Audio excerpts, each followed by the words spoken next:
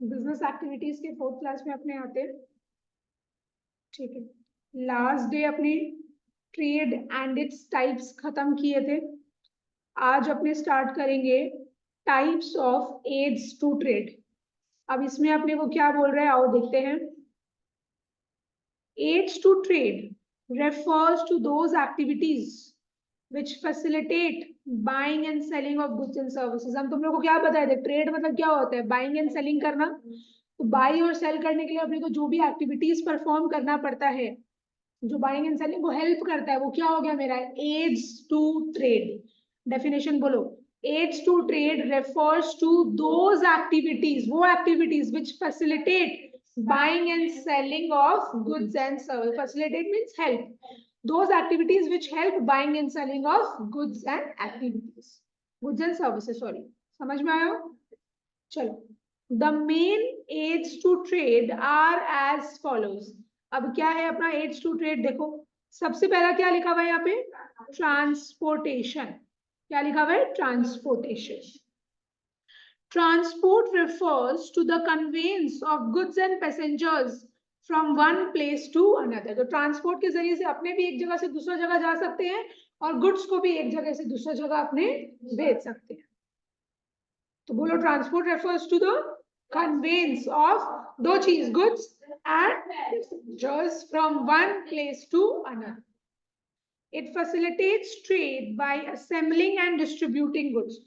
तो आज क्या होता है, ट्रांसपोर्ट के जरिए से हम लोग गुड्स को एक जगह इकट्ठा करते हैं, फिर दूसरी जगह भेज देते हैं, राइट। जैसे कि प्लेस ऑफ प्रोडक्शन से प्लेस ऑफ कंजम्पशन तक लाया जाता है, किसके बदले से लाया जाता है, किसके हेल्प से लाया जाता है, ट्रांसपोर्ट के जरिए से। अगर ट्रांसपोर्टेशन ही नहीं रहेगा तो क्या फैक्ट्री से मार्केट तक गुड्स आ पाएगा, नहीं आ पाएगा। समझ में आया? फिर मार्केट से तो क्या होता है, गुड्स डिस्ट्रीब्यूट होता है, राइट।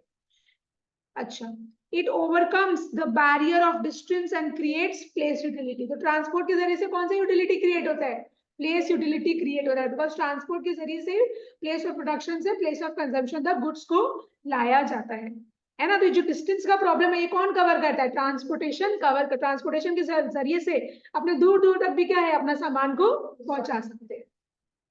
चलो यहाँ तक पहले मार्क करो। जितना जितना तुम देखो, पूरा पूरा पैरा दिया हुआ है, ऑब्वियसली तुम लोग इतना बड़ा बड़ा तो याद नहीं करेगा ना। तो जितना जितना जैसे तो तुम लोग को हम बोल रहे हैं बस वो मार्क करो, ज्यादा तुम लोग को पढ़ने का जरूरत नहीं।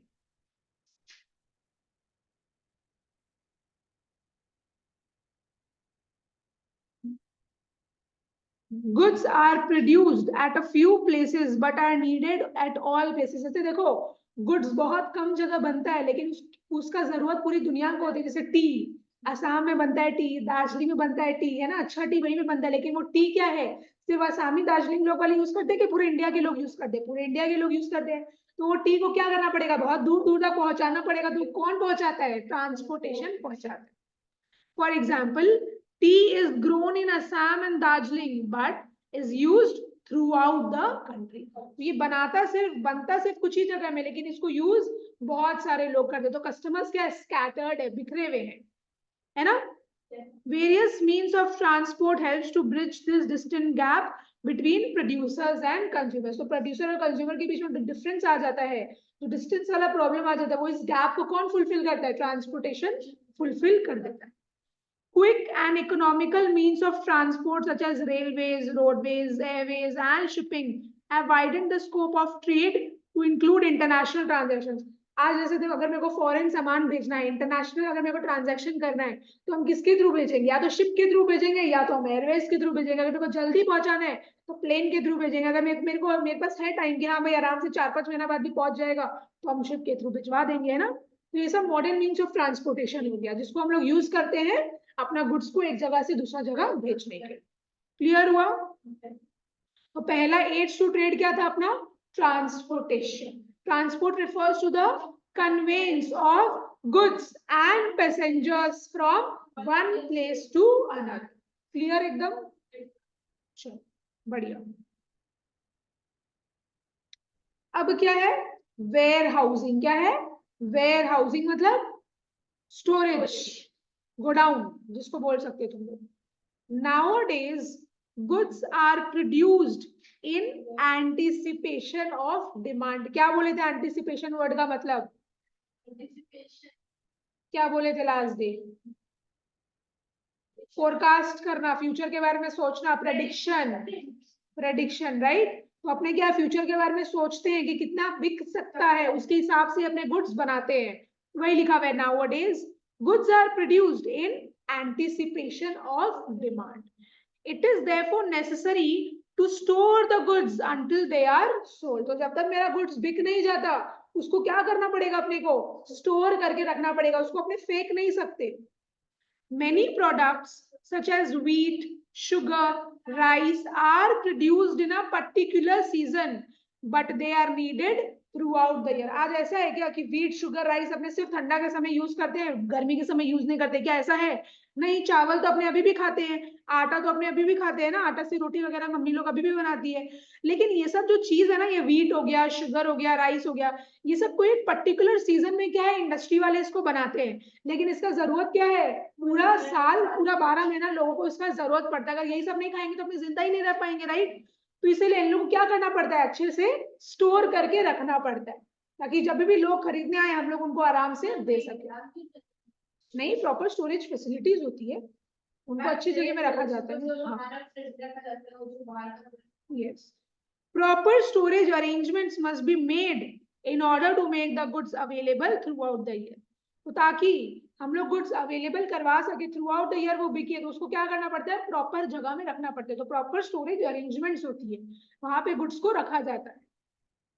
अच्छा, besides it is necessary to store commodities such as woolen garments and umbrellas to meet the desired seasonal demand। अब अम्ब्रेला का जरूरत कब पड़ता है, बारिश के सीजन में पड़ता है। तो क्या फॉर्म मैंने जो कंपनीज, जो इंडस्ट्रीज जो बनाती है, क्या वो उसी समय बनाने बैठेगी कि वो पहले बनाएगी? पहले बनाना पड़ता है। तुम लोगों को क्या करना पड़ता है, पहले बना के उसको स्टोर करके रखना पड़ता है, ताकि जब सीजन आएगा, जब डिमांड आएगा, तब हम लोग उसको सप्लाई कर सके राइट। तो पहले से बनाना पड़ता है इन लोगों को, तो उसको अच्छे से स्टोर करके रखना पड़ेगा, नहीं तो मेरा प्रोडक्ट खराब हो जाएगा राइट। खराब हो जाएगा तो कोई खरीदेगा नहीं, वही है। It is necessary to store commodities such as woollen garments हो गया, अम्ब्रेलाज हो गया, ताकि वो सीजनल डिमांड मेरा मीट कर सके। अच्छा, warehousing removes the hindrance of time and thereby creates time utility. तो वेयर हाउसिंग क्या करता है, टाइम यूटिलिटी क्रिएट करता है। क्यों यूटिलिटी क्रिएट करता है, बिकॉज वो स्टोर करके रखता है फ्यूचर के लिए ना, जब उसका डिमांड आएगा तब हम लोग उस डिमांड को पूरा कर देंगे। हाँ, यहाँ तक मार्क करो, मार्क किया। अब warehouses are of 3 types. Warehouse 3 तरीके का होता है, एक होता है प्राइवेट वेयर हाउस, एक होता है पब्लिक वेयर हाउस, और एक होता है bonded warehouse. Warehouse कितना तरीके का होता है, 3 तरीके का होता है। पहला क्या है, प्राइवेट वेयर हाउस, दूसरा public warehouse, third bonded warehouse. ठीक है, देखो, private warehouses are owned by merchants and producers for their own storage needs. आज हम कुछ बाद हम छाता बनाते हैं, अम्ब्रेला बनाते हैं, हम एक अपना खुद का वेयर हाउस खरीद लिए, तो वो मेरा प्राइवेट वेयर हाउस हो गया, उसमें किसी को और का हक नहीं है, कोई भी और उसको नहीं रख सकता। तो वही चीज है। तो private warehouses are owned by home, merchants कौन होता है, वही बिजनेसमैन, प्रोड्यूसर जो गुड्स बनाता वगैरह है। तो मर्चेंट्स बोलो, प्रोड्यूसर्स बोलो, मैन्युफैक्चरर्स बोलो, बात एक ही है। तो private warehouses are owned by merchants and producers for their own storage needs। उन लोग अपना खुद का ही गुड्स को स्टोर करके रखते हैं, किसी और का गुड्स को नहीं रखता है। समझ में आया? तो बोलो, वेयर हाउस कितना तरीके का है, 3 तरीके का। पहला प्राइवेट, फिर पब्लिक, फिर बॉन्डेड। पहला क्या है, प्राइवेट, पब्लिक और bonded. Private warehouses are owned by merchants and traders for their own storage needs. Clear हुआ? ठीक है। Public warehouses are owned by wharfingers, port trust etcetera. यहाँ पे क्या हो गया, पब्लिक वेयर हाउसेज मतलब ऐसा वेयर हाउस जो कोई भी यूज कर सकता है। पब्लिक वेयर हाउस मतलब जो कोई भी यूज कर सकता है। वॉर्फ क्या होता है, तो शिप का ओनर होता है। क्या होता है, शिप का ओनर होता है। तो शिप के वहां पे क्या करता है ना, वो अपना खुद का वो बना रखा है, वेयर हाउस बना रखा है। तो लोग क्या है, वहां पे जाके अपना सामान को रेंट में, आज जैसे हम लोग क्या किए, उनका अगर वेयर हाउस में हम लोग रख रहे हैं, तो भाई वो मेरा तो वेयर हाउस है नहीं, मेरे को क्या करना पड़ेगा, रेंटल देना पड़ेगा, रेंट देना पड़ेगा, क्योंकि हम क्या कर रहे हैं, उनका वेयर हाउस यूज कर रहे हैं। तो वही चीज है। तो पब्लिक वेयर हाउसेज आर, तुम लोगों को ना ज्यादा डीप जाने की जरूरत नहीं है, बस सीधा सीधा अपने को मतलब समझना है।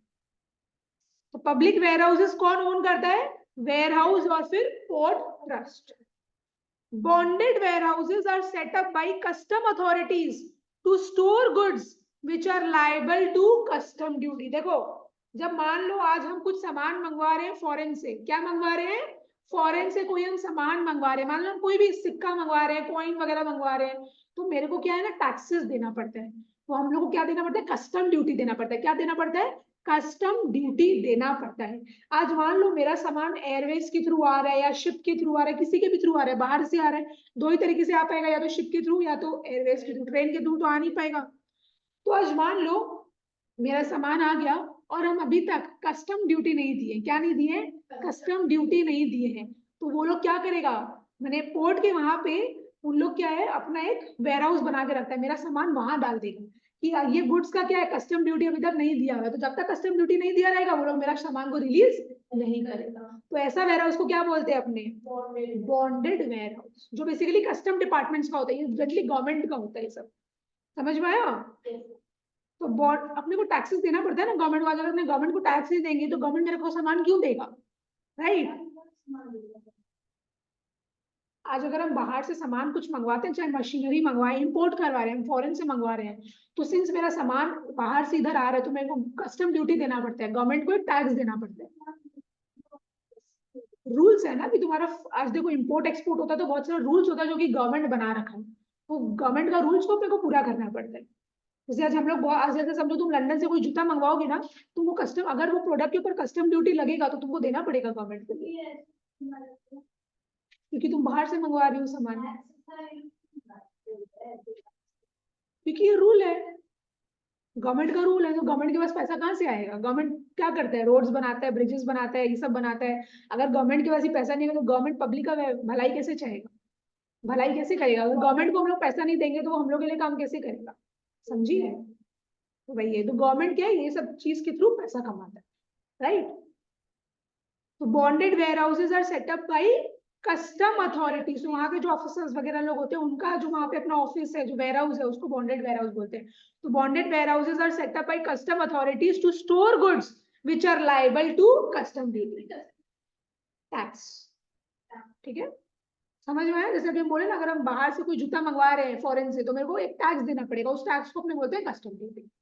ड्यूटी बोलो चाहे टैक्स बोलो, बात ही की। क्लियर हुआ?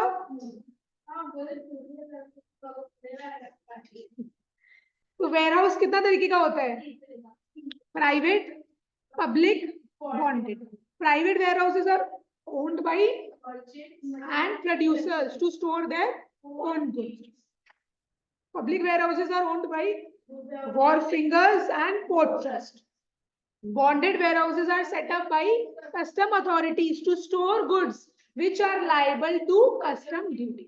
जिसमें कस्टम ड्यूटी लगेगा वो लोग वो गुड्स को क्या है, स्टोर करके रखते हैं। तो ऐसा वेयर हाउस में जहाँ पे ऐसा गुड्स है जिसमें कस्टम ड्यूटी लगेगा, उसको कौन सा वेयर हाउस बोलते हैं? बॉन्डेड वेयर हाउस बोलते हैं। और वो वेयर हाउस कौन संभालता है? कस्टम ऑफिसर्स लोग संभालता है। ठीक है ना?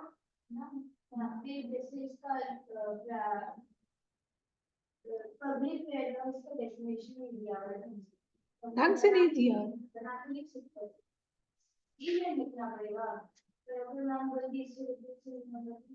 ऐसा कुछ नहीं है।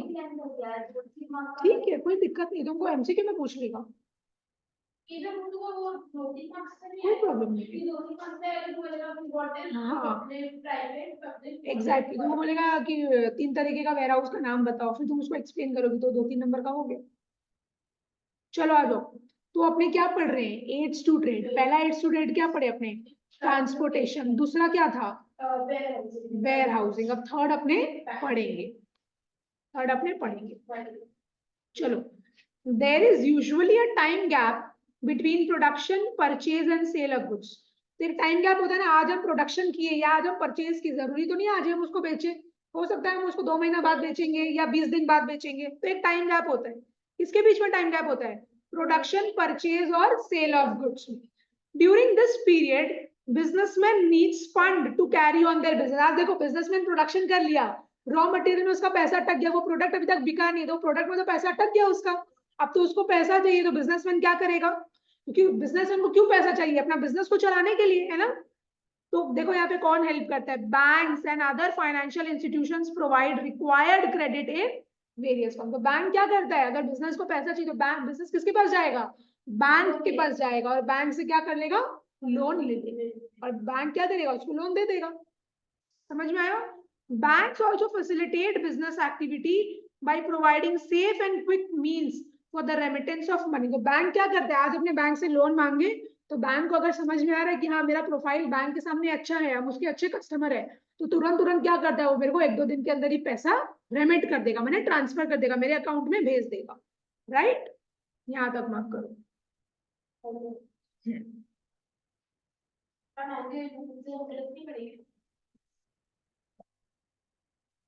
ठीक है, क्लियर हुआ। तो पहला 8 स्टूडेंट क्या था, ट्रांसपोर्टेशन, दूसरा warehousing, third banking. Banking में किसका बात हो रहा है, बैंक्स का बात हो रहा है।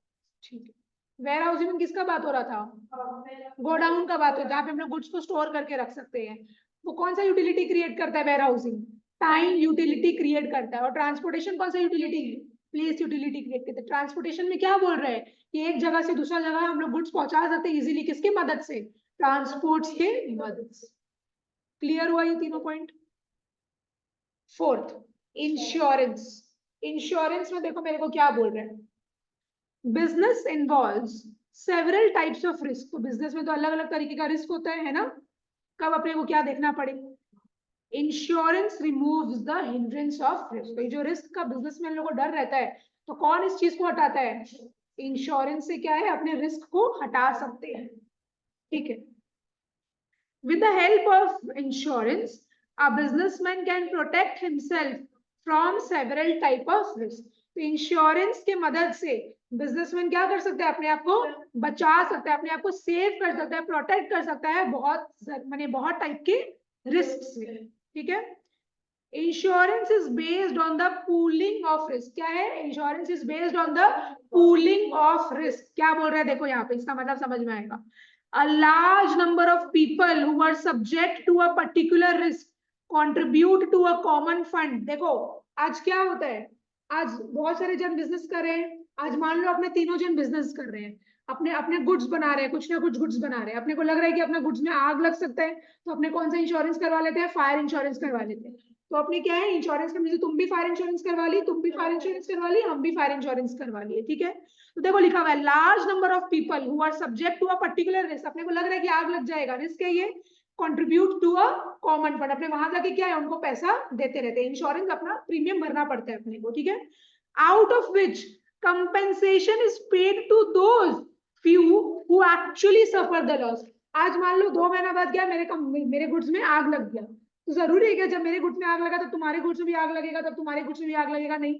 तो इंश्योरेंस कंपनी को तो पैसा मिल गया, सबसे पैसा मिल रहा है, लेकिन वो पे किसको करता है, जो एक्चुअली सफर करता है ना। आज समझो तुम फायर इंश्योरेंस करवाई हो लेकिन तुम्हारे आग नहीं लगा, अब तुम बोलोगी कि ना मेरे को पैसा दे दीजिए, हम तो इंश्योरेंस करवा रहे, कि वो तुमको नहीं देगा, तुम्हारे गुड्स में आग थोड़ी ना लगा है, वो मेरे को ही देगा, क्योंकि मेरे गुड्स में क्या है, आग लग गया। नहीं, सारा पैसा नहीं, जितना का गुड्स चला है मेरा, उस हिसाब से क्या है, वो मेरे को पैसा देगा। नहीं, तुम लोग के जब गुड्स में आग लगेगा तुम लोग को भी मिलेगा। समझ में आया। तो वही इंश्योरेंस कंपनी को सबसे पैसा मिलता रहता है, लेकिन वो उन्हीं को देता है जिसको एक्चुअली क्या है, जिसका गुड्स खराब हो जाता है। समझ में आया। ये नहीं कि अपने सोच रहे कि भाई मेरा पैसा जमा होता जा रहा है, हम मेरे को आज किसी का शादी करना है तो हम सोचे चलो इंश्योरेंस कंपनी से पैसा ले लेते, नहीं, वो तभी मेरे को पैसा देगा जब मेरा गुड्स में क्या है, आग लग जाए। समझ में आया। अच्छा, there are various types of insurance, fire insurance, marine insurance, workman compensation insurance, life insurance etcetera. अपना लाइफ इंश्योरेंस करवा के रखते हैं ना, कि भाई अगर इनकेस कोई मर गया, ताकि उसका फैमिली को पीछे से प्रॉब्लम ना हो, उसका फैमिली को क्या है, पैसा मिल जाएगा, ताकि उसका फैमिली क्या है, आराम से चल सके। तो वही सब चीज है। तो बहुत तरह तरह का इंश्योरेंस लोग करवा के रखते हैं। हाँ, मेडिक्लेम लेते हैं ना अपने, कि तबीयत तबीयत वगैरह खराब हो जाए, तब क्या है, अपने को अपना हॉस्पिटल वाला लोग को क्या है, उन लोग डायरेक्टली पैसा दे देता है। हाँ, मेडिकल इंश्योरेंस जनरली सबके पास होता है। समझ में आया इंश्योरेंस। ठीक है, वापिस से बोलो 4 types of aids to trade जो कि अभी तक पढ़ चुके हैं, transportation, warehousing, banking, insurance. बढ़िया, लर्न होते जा रहा है एकदम अच्छे से। अब क्या पढ़ेंगे अपने, एडवर्टाइजिंग, एडवर्टाइजिंग में देखो क्या बोल रहे हैं, advertising and publicity informs the consumers about the availability of various products and services. Publicity बोलो, advertising बोलो, सब एक ही बात होता है, advertising करना। तो यहाँ पे देखो क्या हो रहा है, एडवर्टाइजिंग अपने क्यों करते हैं, ताकि लोगों को क्या है पता चले कि हम क्या प्रोडक्ट्स बेच रहे हैं, हम क्या सर्विसेज दे रहे हैं, है ना, मेरे पास क्या है क्या नहीं है, हम लोगों को मैंने जनवाते हैं, उनको पता चलता है। तो advertising and publicity informs the consumer about the availability of various products and services. They remove the hindrance of knowledge. तो एडवर्टाइजिंग कौन सा हिंड्रेंस को रिमूव करता है, नॉलेज वाले हिंड्रेंस को रिमूव करता है। तो आज अपने अगर कुछ भी चीज बता रहे हैं लोगों को, तो इससे उनको नॉलेज मिल रहा है ना कि भाई हाँ यहाँ क्या मिल रहा है नहीं मिल रहा है। The main purpose of advertising is to create and sustain demand. तो अपने एडवर्टाइजिंग क्यों करते हैं, डिमांड क्रिएट करने के लिए। और एडवर्टाइजिंग इसलिए भी किया जाता है ताकि वो डिमांड मेरे मार्केट में रहे। ऐसा होता है क्या कि एक ही बार डिमांड आए फिर मेरा डिमांड ही नहीं आए, ऐसा तो नहीं होना चाहिए। मेरा प्रोडक्ट का डिमांड क्या है, रेगुलर बेसिस में होना चाहिए, तभी तो मेरे को प्रॉफिट होगा, है ना, वही चीज है। हाँ, in the absence of advertising consumers may remain ignorant of the availability of goods and services. तो अगर एडवर्टाइजिंग नहीं करेंगे तो कस्टमर को पता ही नहीं चलेगा कि यहाँ पे क्या मिल रहा है नहीं मिल रहा है। And businessman may not be able to sell their products. उसके बाद हम लोग अपना प्रोडक्ट बेच ही नहीं पाएंगे। तो इसलिए बिजनेस को क्या करना चाहिए, एडवर्टीजमेंट करते रहना चाहिए, राइट। चलो याद मार्क कर दो। अब एडवर्टीजमेंट तो देखो अपने कैसे भी कर सकते हैं, टेलीविजन में कर सकते हैं, रेडियो में कर सकते हैं, कई बार होर्डिंग वगैरह लगा दिए, कोई मेला में कर दिए, सिनेमा में लगवा दिए, कोई पोस्टर वगैरह लगवा दिए, वहां पे कस्टमर लोग को ईमेल वगैरह कर दिए। तो एडवर्टीजमेंट तो बहुत तरीके से होता है ना। आज अपने स्टेटस में लगाते हैं, व्हाट्सएप के, इंस्टाग्राम में लगाते हैं, सब क्या है, एडवर्टाइजिंग ही तो है। तो एडवर्टाइजिंग कैसे भी हो सकता है। क्लियर यहाँ तक। अब इधर आओ, पैकेजिंग। क्या बोल रहे हैं, पैकेजिंग, ठीक है। पैकेजिंग मतलब क्या होता है, अच्छे से पैक वगैरह करके आना, ताकि एक जगह से जब दूसरा जगह उसको भेजा जाता है ताकि वो खराब ना हो। तो जब एक जगह से दूसरी जगह भेजा जाता है, उस वर्ड को क्या बोलते हैं, हम तुम लोग को लास्ट क्लास बताए थे, गुड्स इन ट्रांजिट बोले थे ना, गुड्स इन ट्रांजिट।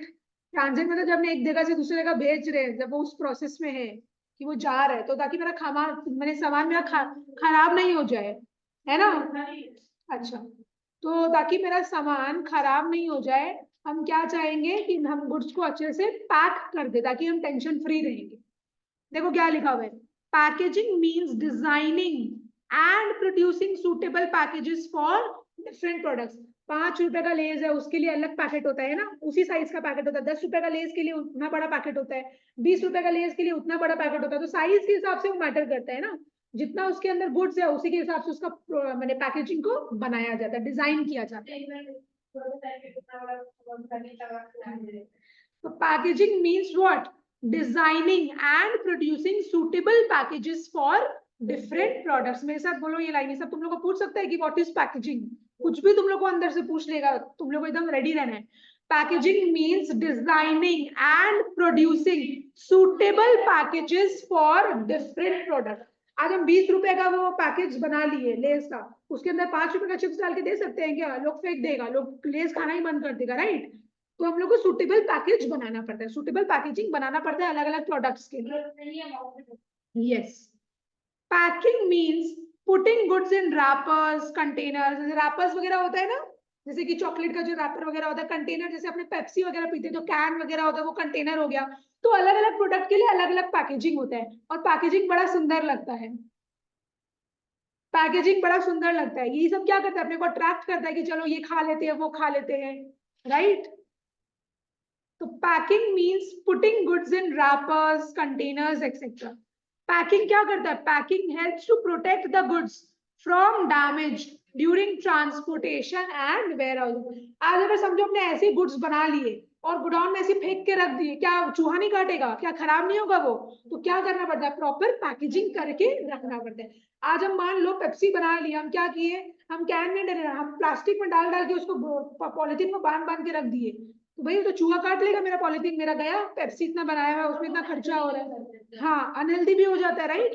तो प्रॉपर कंटेनर में क्या है, मेरे को उसको स्टोर करके रखना पड़ता है। हाँ, तो पैकिंग बोलो मेरे साथ, packing helps to protect the goods from damage during transport and warehousing. बढ़िया।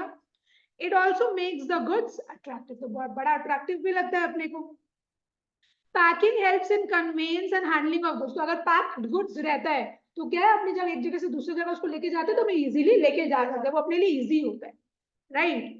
It removes the hindrance of risk by keeping goods safe and free from spoilage, है ना। आज अगर मेरा गुड्स अच्छे से पैक रहेगा तो वो खराब नहीं होगा, वो स्पॉइल नहीं होगा, वो ठीक रहेगा। तो बस यहां तक मार्क करो पैकेजिंग में।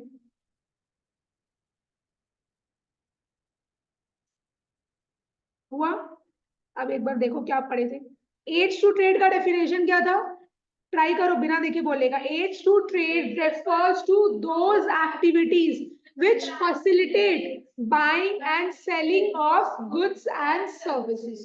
एड्स टू ट्रेड कितना तरीके का पढ़े अपने, 6 तरीके का। पहला ट्रांसपोर्टेशन, दूसरा वेयर हाउसिंग, थर्ड बैंकिंग, फिर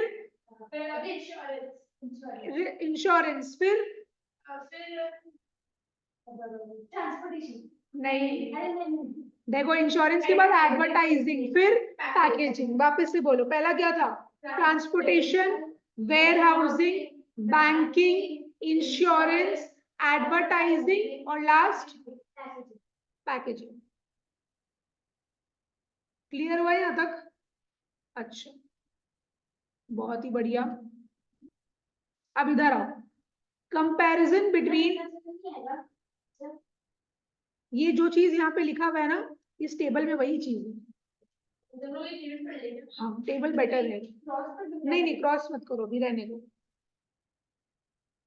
कंपैरिजन बिटवीन, किसके बीच का कंपैरिजन पढ़ेंगे अपने, इंडस्ट्री, कॉमर्स और ट्रेड।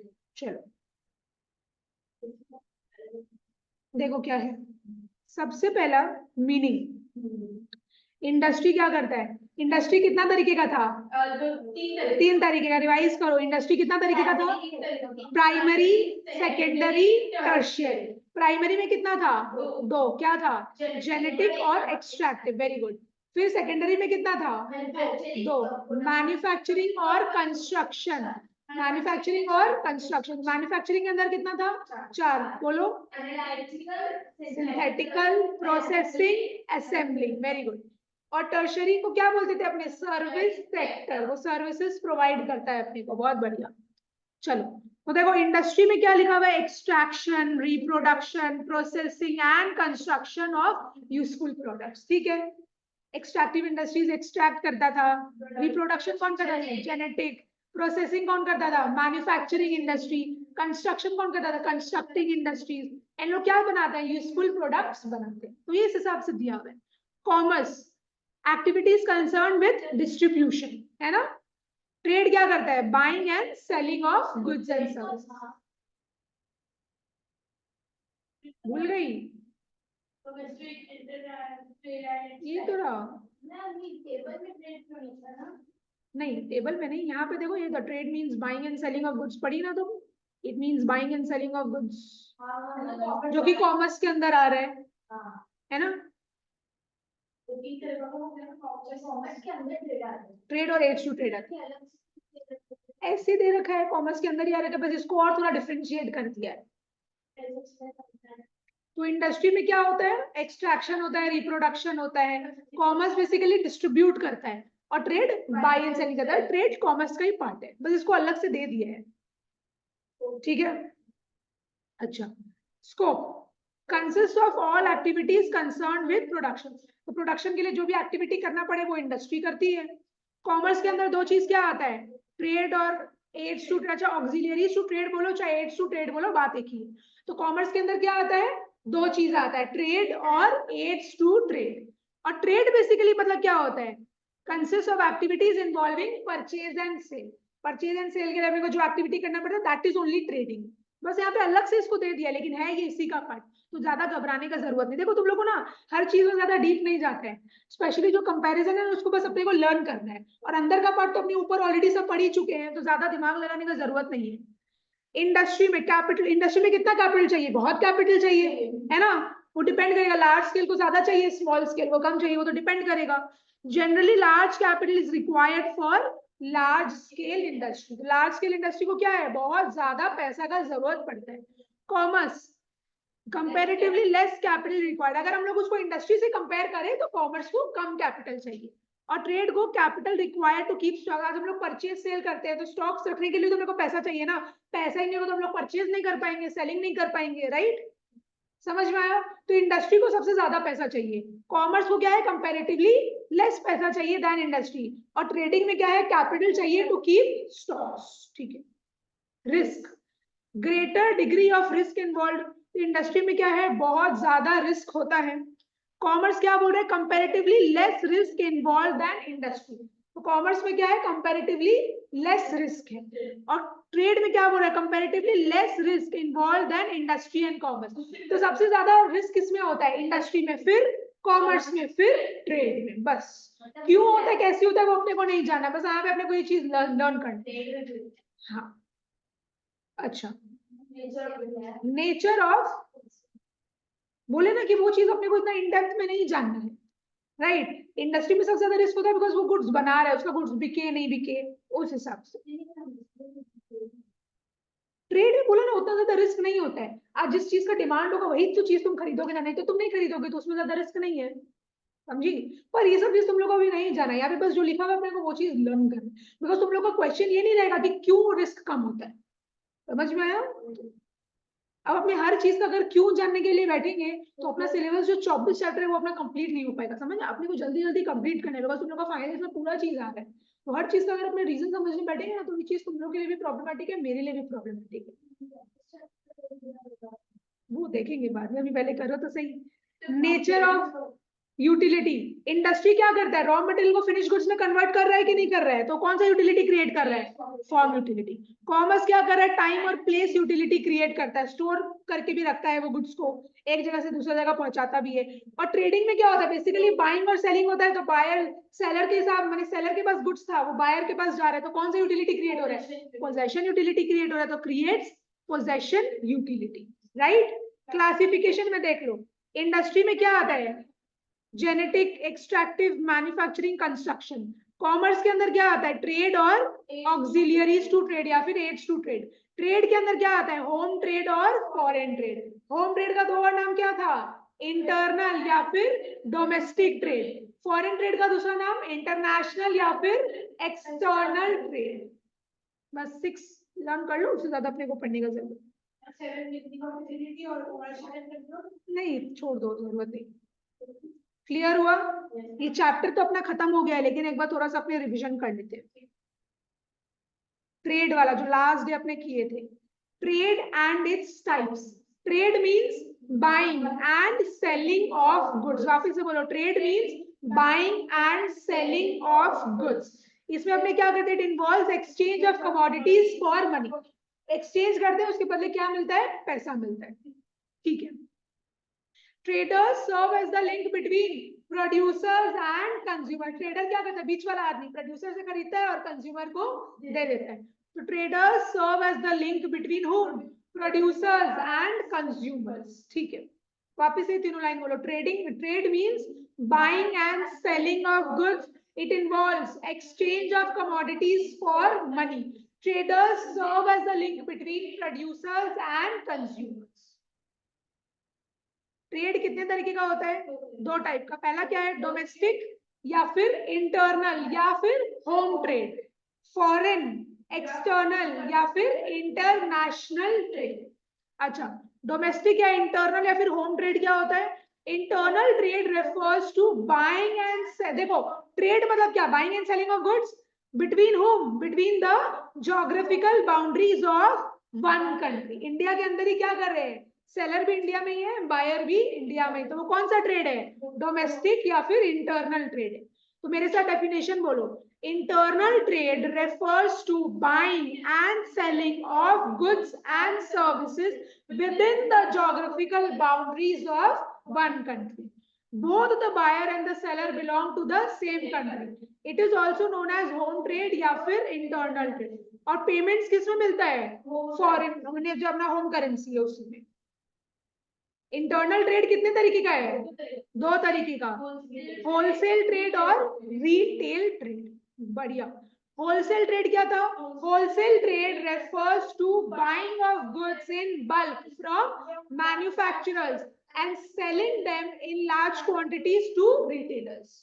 ठीक है ना, अलग अलग रिटेलर्स को क्या है वो बेच देते, तो लार्ज क्वांटिटी में वो बेच रहा है। मेरे साथ वापस से बोलो, wholesale trade refers to buying of goods in bulk from manufacturers and selling them in large quantities to retailers. The persons who are engaged in wholesale trade are called wholesalers. बिना देखे, they serve as a link between producers and retailers. They serve as a link between producers and retailers. अब retail trade serve as a link between wholesale trade, wholesalers and final consumers. Very good. शुरू से बोलो, retail trade refers to buying of goods from wholesalers and manufacturers and selling them in small quantity directly to the ultimate consumers. Persons who are engaged in retail trade are called retailers. They serve as a link between wholesalers and final consumers. Clear हुआ यहाँ तक? अच्छा, foreign या फिर external trade या फिर international trade कितना तरीके का था? 3 तरीके का, इंपोर्ट ट्रेड, एक्सपोर्ट ट्रेड और एंट्री पोर्ट ट्रेड। चलो इसको थोड़ा सा लर्न करें अपने। फॉरेन या फिर एक्सटर्नल ट्रेड क्या बोल रहा है? External trade refers to buying and selling of goods and services between different countries. जैसे कि आज अपने मान लो अमेरिका से क्या है, जूता मंगवा रहे हैं ना, तो यहाँ पे क्या हो रहा है, इंपोर्ट हो रहा है, तो 2 कंट्री का बात हो गया यहाँ पे। तो फॉरेन या एक्सटर्नल ट्रेड में क्या है, 2 कंट्रीज तो मिनिमम इन्वॉल्व है। तो बोलो मेरे साथ वापस से definition, external trade refers to buying and selling of goods and services between different countries. In this trade, the seller and the buyer belong to different countries. It is also known as international trade या फिर external trade. अब इसको 3 category में अपने classify कर रहे हैं। पहला क्या है, इंपोर्ट ट्रेड। इंपोर्ट मतलब क्या होता है, इंडिया में आना कि इंडिया से जाना? इंडिया में आना। Very good. It means purchasing goods and services from other countries. वापस से बोलो, it means purchasing goods and services from other countries. Export trade मतलब इंडिया से जाना कि आना? इंडिया से जाना। जाना मतलब क्या होता है, सेल करना। आना मतलब क्या होता है, परचेज करना। तो एक्सपोर्ट ट्रेड का डेफिनेशन क्या हो गया? It involves selling goods and services to other countries. Very good. Entrepot trade क्या, ये इंपॉर्टेंट है, ये आ सकता है तुम लोग एग्जाम में। Entrepot trade means importing goods from one or more countries with the purpose of exporting them to some other country or countries. वापस से बोलो एंट्री पोर्ट ट्रेड का, बिना देखे ट्राई करो। It means importing goods from one or more countries with the purpose of exporting them to one or more countries, exporting them to some other country or countries. Simple सा बात। Clear हुआ trade वाला part. फिर आपने क्या देखे थे आज, types of H2 trade. H2 trade का डेफिनेशन क्या था? H2 trade refers to those activities which facilitate buying and selling of goods and services. अब तुम लोग मेरे को बताओ, buying and selling of goods and services क्या हो गया, ट्रेड। तो यहाँ पे क्या बोल सकते हैं, H2 trade refers to those activities which facilitate trade. जो ट्रेड को हेल्प करता है वो क्या हो गया, H2 trade. Clear. Main H2 trade क्या था, बिना देखे? Transportation, warehousing, banking, insurance, advertising और packaging. Transportation, transport refers to conveyance of goods and passengers from one place to another.